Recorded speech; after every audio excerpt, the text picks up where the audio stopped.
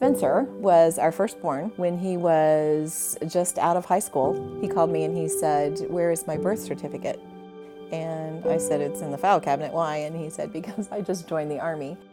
He was very patriotic and actually was in 5th grade when 9/11 happened. And we had a conversation that day after he came home from school. He said, "This is the bully bringing the fight to our backyard, isn't it?"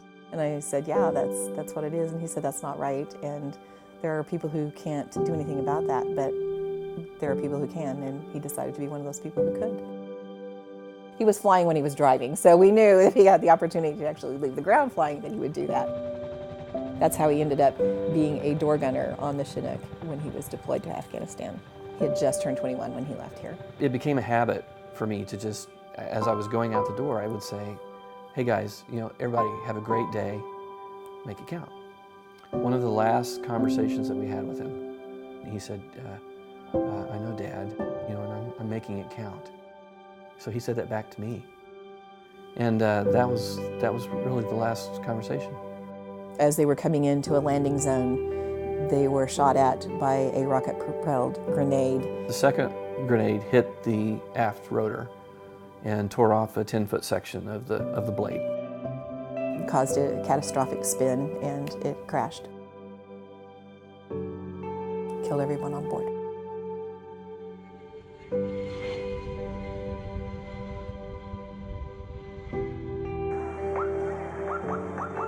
This community organized what they called Stand for Spencer. We were coming from the airport to the funeral home, just overwhelmed by the number of people, and sometimes, 4 or 5 people deep. There were more than 10,000 people standing there, welcoming my son home. And I just kept my hand in the window. And I can remember the 2 or 3 people who just reached their hand out to me, like that. I'd think, okay, I'm not going to wake up tomorrow because I can't live with this pain. And I'd wake up in the morning and be really surprised and be like, okay. And after that happened for a while, you just think, okay, we have a purpose and we need to be doing something. Have a great day. Make it count. Thank you for being here. A friend came and said, "Let's do a 5K to honor Spencer." We're like, "Yeah, let's do that." And someone else said, "Well, maybe we can raise some money with it." "Sure, let's do it." "What will we do?" "Well, let's help some veterans." It's grown every year. We didn't know what we were doing, but the volunteers and everybody who really contributed to it made it perfect. It's a great way to remember and to keep his memory alive, and that's exactly what we wanted to do. It was the first 5K I've ever ran where I had started off the run with tears streaming down my face. Every 10th of a mile, we have a soldier holding a sign with the image of one of the 30 Americans that were on the aircraft. And we call it the Boulevard of the Brave. People who really want to understand the sacrifice that went into that particular mission, at every 10th of a mile they get a reminder. So after running the race, I called and pestered Dale a couple of times and said, "Hey, we have some opportunities to help you guys out and to be a part of this, and we'd really love to do that." I think Veterans United has become a major part of our family.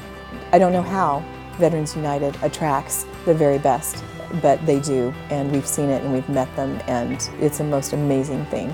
The fact that we still have a lot to do together makes it feel so powerful. I know that with every registration that gets made and every donation that we make, somebody's life gets enhanced.